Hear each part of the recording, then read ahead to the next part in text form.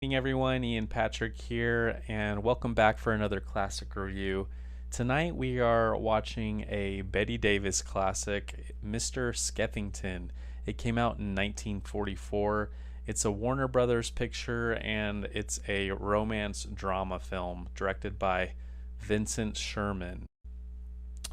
Now, it's interesting, right away I'll say a fact, keep this in mind while you watch it, that Bette Davis's second husband, Arthur Farnsworth, actually passed away right before they started filming this movie. He died right before filming commenced from a fall.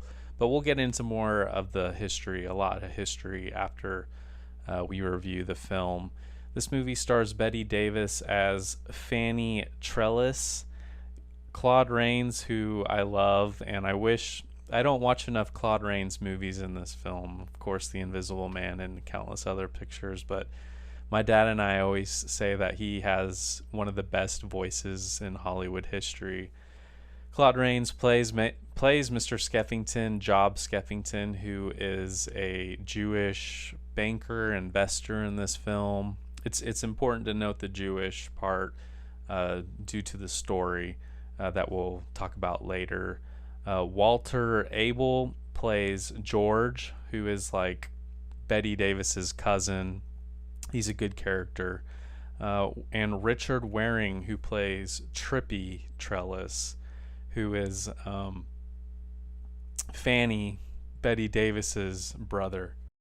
So the movie starts in 1914 in sort of this beautiful mansion. Right away we think, okay, these people have money. Whatever mansion, whoever owns this mansion, we don't know exactly. But it starts out, we see man after man after man appearing in this mansion, basically asking to see Fanny, wanting to see Fanny. Who's this Fanny person? Obviously, I didn't know who that is. We don't know who it is at the start, but we can kind of assume it's Bette Davis. And so three men appear, and we're wondering who it is. And then a fourth man appears. These three men are left waiting. They're like in tuxes. They're left waiting downstairs, and a fourth man appears, and it's George. And George instantly is allowed to go upstairs, and he's allowed to see who this Fanny person is. And of course, Fanny is Bette Davis, and she comes out, and she's beautiful. She's in sort of a nightgown almost, I would say. She's like getting ready for a party that she's going to be hosting in this beautiful mansion. And she hasn't seen George in a while, so they're catching up. And while preparing to go down, her playboy of a brother, you can already sort of tell he's a playboy, know-it-all, walks in, Trippy. And we can also sort of tell he's a big baby, just the way he talks with his Uncle George. He just isn't very respectful, and right away I didn't take a liking to Trippy, and I don't think you will either.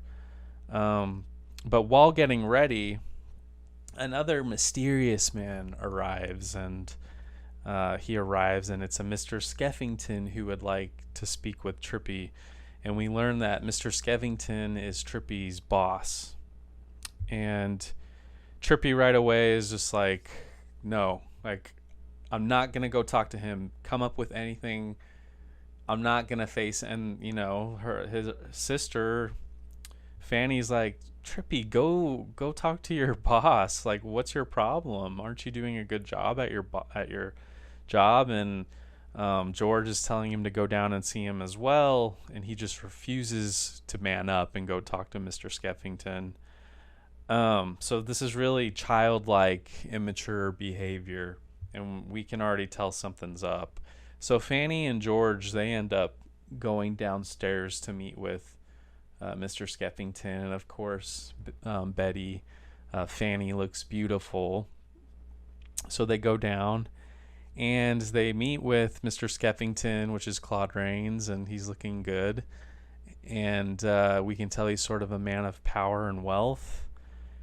And interestingly, before she goes to see Skeffington, she sees the three men who, because she goes down the staircase, and these three men are just dying to see her because they're obsessed with her, they're in love with her, she's so beautiful. And they all do this, kiss her hand and basically look like dogs waiting for their master. And so she walks by, and then she goes to talk to Mr. Skeffington. And Mr. Skeffington, he's not like blown away by Fanny's beauty, and she sort of notices that. I think women notice that when a guy doesn't show too much interest, and she's interested in that. Oh, okay, this Mr. Skeffington, rich guy, he's not really paying much mind. But basically, Mr. Skeffington job, he tells her and George that your brother's been stealing from me, from my investing firm or bank or wherever he works. He's been stealing, and he has stolen about $25,000 from us, and you're able to pay it back, right? And interestingly, we learned that they have no money. It looks like they have a lot of money because they live in this luxurious mansion, and their name carries weight, or used to carry weight. Everyone thinks they have it, but they actually don't have money. So they're extremely upset with Trippy, but Mr. Skeffington is very nice and says, I'm not gonna go to the authorities. He's gonna go have dinner with like the chief of police, but he's not gonna let them know yet. He's gonna give them time to figure out what to do. But Mr. Skeffington leaves, and it's interesting. Like I said, Mr. Skeffington, he didn't flirt with Fanny, but in her mind, she thinks, oh, just wait. In the morning, there's going to be tons of roses and flowers for me from Mr. Skeffington. And in the morning after the party, there are a bunch of flowers for Fanny, but no flowers from this mysterious Mr. Skeffington. So the flowers did not come. And so then what Fanny does, she goes to visit Mr. Skeffington at his bank or investing firm, and she sort of sees his world and how chaotic it is and powerful he is, and note like the stuffed bird in his office. It was a great set. And while she's there, we can kind of see, Job is a little interested in Fanny. He's very nice to her. I mean, how could you not? Bette Davis did look very beautiful in this film. But she enjoys sort of the chase after him, I think, to try to get this man to fall for her. And also he has money, and her brother's in trouble with him, basically. But then while she's there, war is declared. World War I starts for the U.S. So war is declared, and a bunch of people come in his office, and he becomes way too busy with his work, and she sort of gets angry and walks out and says, I'm going to go have lunch with so-and-so, with someone else. And he's like, no, don't go, but she leaves. So we then see that a mysterious man has commissioned a painting of Fanny, like a beautiful, huge portrait of Fanny. And I have to say, it looks exactly like Bette Davis, this painting. It's beautiful. But we don't know who commissioned this painting, and she has an idea who it is. So she sort of follows, after the painting is done, she follows where the painting is being taken, and she sees Mr. Skeffington, and they both sort of smile at each other like, yeah, I knew it was you all along. And at this point, I'm really enjoying the film. It's pretty good. So then it sort of cut scenes. We see that Fanny and Job, they get married fairly quickly, because she sees how rich well, she knows how rich he is, but she sees, oh, this man really loves me. He's a steal, and this can also take care of the debt that my brother has with him, keep him away from getting in prison. So she marries him. And I want to note that, and note the scene, all her suitors, they're eating turkey in the basement, and they're all like depressed. Oh, why of all people picked Mr. Skeffington? They're all depressed because she went with him and not them. But I want to note the beautiful scene after their marriage, where they're on like a boat or they're on a dock, and it's just one of those magical sort of 1940s scenes where there's fog and there's a lot of people around, and they've just been married, and Fanny says to Claude Rains, says to Mr. Skeffington, like something along the lines of, "Would you like to kiss me?" And he does, of course, kiss her in in a sweet way, and he realizes that she doesn't like truly love him yet. They're looking around, seeing people who are really in love, but he knows that she's not in love with him. So just note that scene. And after the marriage, Trippy, he's furious with Fanny. He's furious that she went ahead and married Mr. Skeffington because he feels responsible for the marriage. Like, she only married him to cover his debt. So he says like really awful things to Mr. Skeffington, and just really hateful. So you just really don't like Trippy, because at no point has Mr. Skeffington said anything that warrants being that mean. So I really never liked Trippy in the entire film. So during their marriage, we see that she ends up getting pregnant, and they end up having a beautiful daughter together. But Fanny, this is where it sort of starts. We start seeing a different side of Fanny. She doesn't really show much interest in the fact that she's pregnant. Like, she doesn't want to be pregnant. She doesn't want to have a child, and she doesn't even show much interest in the daughter after having her. And I actually thought, oh, okay, like I thought they're gonna have a daughter, and she's gonna start falling in love with Mr. Skeffington Job more and more. But I was totally wrong. She did not care really about her daughter, and she just loved she only cared about, we start realizing she only cares about her looks and her nightlife and going out. And note that it's also strange how these men, she still has suitors. She still has loads of men coming over to the house, like begging her, "I love you, please run away with me." And Mr. Skeffington, he's like cool with it. He knows she won't betray him. But it's very odd that, she allows these men to continue to come try and win her heart over. So then we see Trippy.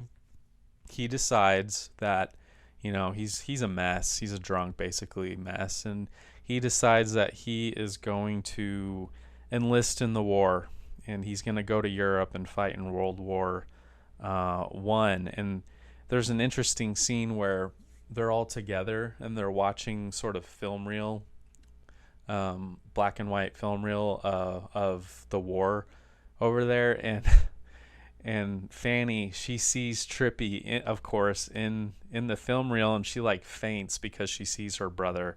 And we also see that after that scene, life continues normally, and then we see that George and Job, they are in military uniform, so I guess they're helping out in the war effort somehow. And but then they get a telegram from someone in uniform, and that usually spells bad news in classic films. And they end up Mr. Skeffington ends up having to tell Fanny that Trippy passed away. He died in the war. And this is sort of where part one ends, because she is devastated and she basically completely blames her husband, Job Skeffington, for her brother's death. If I had never married you, my brother hated you. If I had never married you, that Trippy would have never died in this war. He would have never gone off to fight. So she blamed her husband for Trippy's death. And this is where you sort of realize that she really does have a strange relationship with her brother. It seems like the only people that she loves in the world, she loves herself more than anyone, but she also loved her brother Trippy. Like the only man she loved was Trippy, and it's strange. She definitely loves Trippy more than her husband, which is really strange. So, this is, like I said, where part one of the film kind of ends. And I forgot to mention, this is a long film. It's about 2.5 hours. Part two sort of begins where, and I didn't care for part two as much as the first part.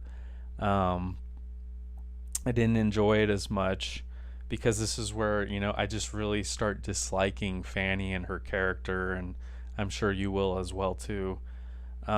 Because we start to see how vain and self-centered Fanny is. She truly is like one of the most vain characters I've seen in movies, and there's a lot of classics with characters like Fanny. Like movie isn't super unique in that aspect. There's a lot of female roles who are super vain in movies back then, but we see that, okay, Fanny, she's enjoying going out on the nightlife, but she's going out with different men. She's going out with shadier men. In fact, we see her sort of with this mob boss type of character in a nightclub. And interestingly, Mr. Skeffington, her husband, walks in and he's with another woman, one of his secretaries. He's on a date. And we kind of see that Fanny's a little bit jealous when she sees this, and she learns that he's had other affairs, because essentially she's never at home. He never sees his wife. He's just with his daughter all the time. They never see her. She never spends time with him, and she never spends time with their daughter, which is really sad. Note that this is sort of where the scene where Mr. Skeffington, Claude Rains, brilliantly tells her off. If you ever showed 1 ounce of love or showed that you cared about me and my life, when have you ever asked me about my life, my job? You never do any of that. You've never showed any interest. You only care about yourself. And no, earlier in the movie, he says the famous quote of, a woman is beautiful only when she is loved. And she doesn't want to hear any of this stuff. Like, we notice that she's sort of a childlike character as well, kind of like her brother was, really immature. And I also want to note right now how high-pitched Bette Davis's voice was in the film. And one of my books talks about that, but she made her voice really high-pitched to sound more innocent, which was kind of interesting. But she also seems ditzier with that voice. I don't know if they were going for that. So they divorce, and really Fanny doesn't seem to care. She doesn't even want custody of their daughter at all. She's like, okay, go be with your dad. Because she just wants to continue her solo life of going out and flirting with men and men chasing me. She just, and as this movie goes on, the decades are going by, and eventually World War II breaks out, and at this point Skeffington and his daughter, they went to Europe, and they've been in Europe for many years.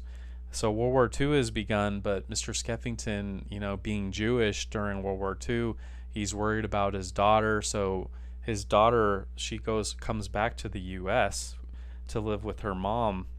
And Fanny really, it's sad when her daughter arrives. She's like she's flirting and being romantic with a young man who is basically half her age, basically the age of her daughter.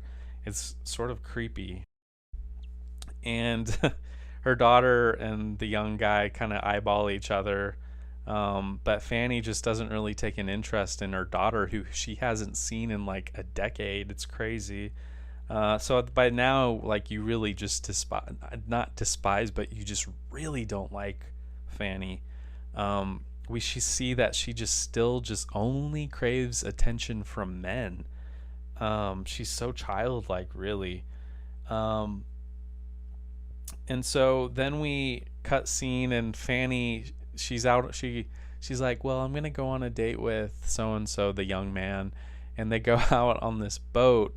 And Fanny, she she's trying to act young, and by trying to act young, she becomes extremely ill with I believe you say it, diphtheria, something like that. She becomes very sick with it, and because of that illness, she like instantly loses her youthful looks, and she's not very pretty anymore. You'll see. Um, and so she's so vain that she just never wants to come out of her room, because she knows that she's ugly. She's uglier now. She's not young looking anymore, and she even has to like wear a wig. So what she does in sort of a last ditch effort to see if she still has like beauty and power, she throws another little party, with all her young suitors. Or, well, they're now old. The old suitor, they come to the party, and the men who used to chase after her, they have white hair, they're old, and they're not, as interested in her anymore. And she realizes that she's old, and it's everyone has grown up, everyone's old, and she's sort of devastated by this realization, by realizing it. And then basically it cuts scenes to where George, he's old now too. He says, Job Skeffington, your ex-husband's back in town, and she still doesn't want to see him. And he's like, you are going to see him. He's been away. He was in a concentration camp over there in Europe during the war. He escaped the concentration camp. And basically it's a really emotional scene, and Mr. Skeffington is blind and white haired, and she runs down, and he basically says, you're as beautiful as ever. And she realizes that, his quote earlier of a woman is only beautiful when she's loved by a man, it's true. And she basically says, I'm gonna take care of you for the rest of our lives. And we kind of assume, oh, now she is in love with Mr. Skeffington. I'm gonna give this movie a 3 stars. Pretty solid 3-star film.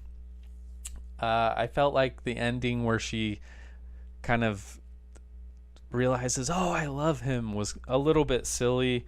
I also think the movie was just too long. They probably could have cut this down 30 minutes to make it a 2-hour film. So yeah, I think 3 stars is good for this movie.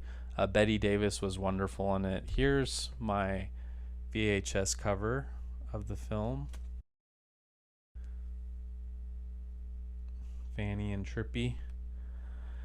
And interesting quote, dear God, if ever a woman did not love a man, it was Fanny Skeffington. She loved only herself until the end of the film. Bette Davis said that. So there you go. Even Bette Davis, she's like, she didn't really love him at the end. So yeah, I have a lot of history. I know, God, this review is gonna go on so long if I don't hurry, but just a lot to say about these old classics, guys. Quote, and this is Bette, I learned this from lines in a film I made called Mr. Skeffington. Quote, when I was young, I believed a woman is beautiful only when she's loved, but I found a woman is beautiful when she goes to the beauty parlor.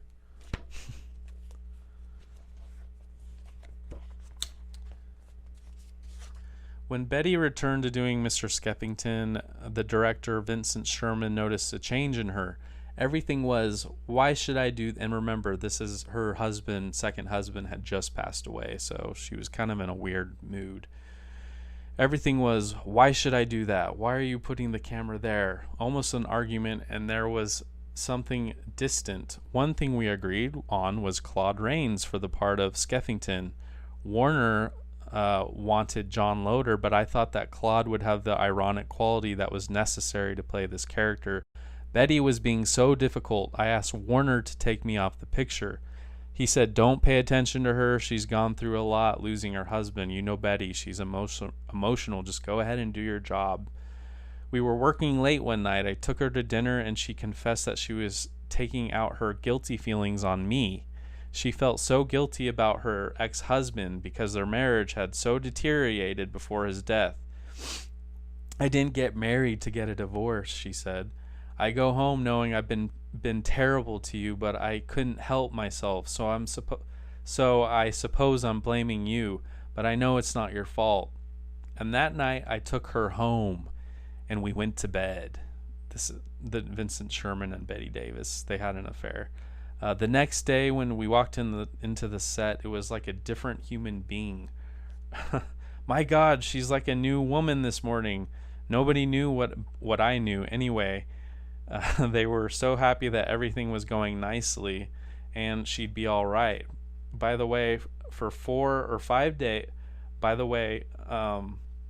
for 4 or 5 days, and then begin to tighten up again. The one time she'd relax is after we'd been to bed again. About every 4 or 5 or 6 days. I had about 4 weeks to finish this picture, and it went on until the end. Ooh. We finished the picture, and I saw her on the lot one morning. She said, he wants us to do another picture together. It was A Stolen Life, another movie. I said, well, Bette, I'll be very happy to make it with you, but with an understanding. She says, about what? Well, Bette, darling, we can't both direct the picture. One of us has to be in charge. We had an argument right then, and she says, you mean to tell me you don't want to do it? I said, not unless we have an understanding. She says, well, if that's the way you feel about it, boom. Angry, she turned away, walked away in her car, slammed the door, drove off the lot, and that's the last time I saw her.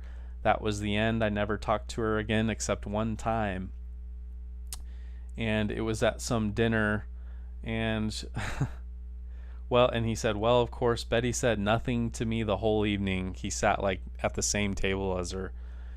She was polite. She was sitting on my right, and my wife was sitting on my left, so it was a very awkward evening.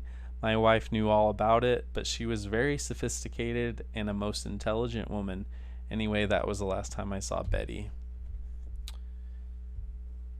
Okay, now we can look at this book. There's actually a really nice photo from the movie in this. Of course, suitors.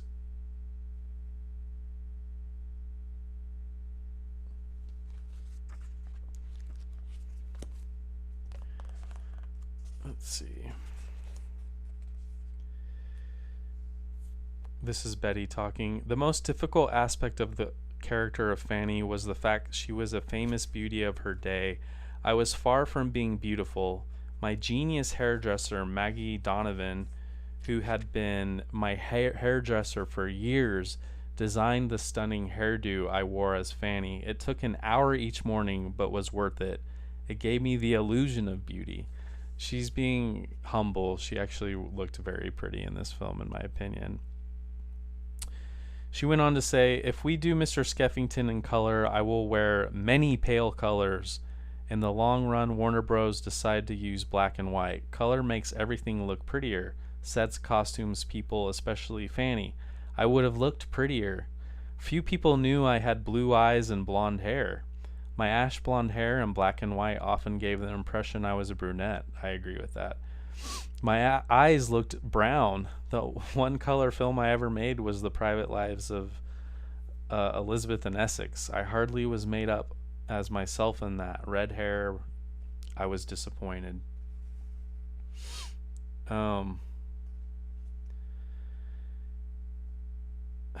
Let's see. And then we can move on to another Bette book. I have another one, but I don't think we're going to be able to get to it because I don't want this review to go on like extremely long. So Sherman, the director, wryly observed, quote, "The only way I could finish the picture was by having an affair with her." She couldn't help herself but battle. In these years, and this is a quote from Bette, "In these years I made many enemies. When I was most unhappy, I lashed out rather than whined. I was aggressive but curiously passive. I was hated, envied, and feared, and was more vulnerable than anyone would care to believe. People really detested me, and they couldn't do any more about me than they could about death and taxes." But Bette, who was preparing to start shooting the letter, she told Jack Warner at one point, "I have also heard rumors that Skeffington was my next picture. This I would be forced for my own future career to refuse. It is physically impossible for me to play this woman of 50. But of course, she ended up taking the role. And then this is interesting about the Jewish aspect of the movie. Quote, they, and she said this, "They were very sensitive," meaning the studio, "about my character in any film who was Jewish. We had many requests from the front office during the filming of Mr. Skeffington to add lines that would make Job Skeffington appear a saint. Claude and I fought the good fight. We were never forced to say these lines. Still, end quote. Still, the film plays Job's Judaism extremely subtly, just as it does the anti-Semitism of Fanny's felonious brother Trippy. At one point, Trippy haughtily calls Job Skeffington, quote, a cheap, common little ... But Fanny cuts him off before he can supply the obvious missing word." So there's a lot more about this picture, but I think I've been going on for over 30 minutes about Mr. Skeffington. It's a great film, a little bit long, definitely worth a watch, and I hope you all enjoyed this review and you stick around for more. Thanks.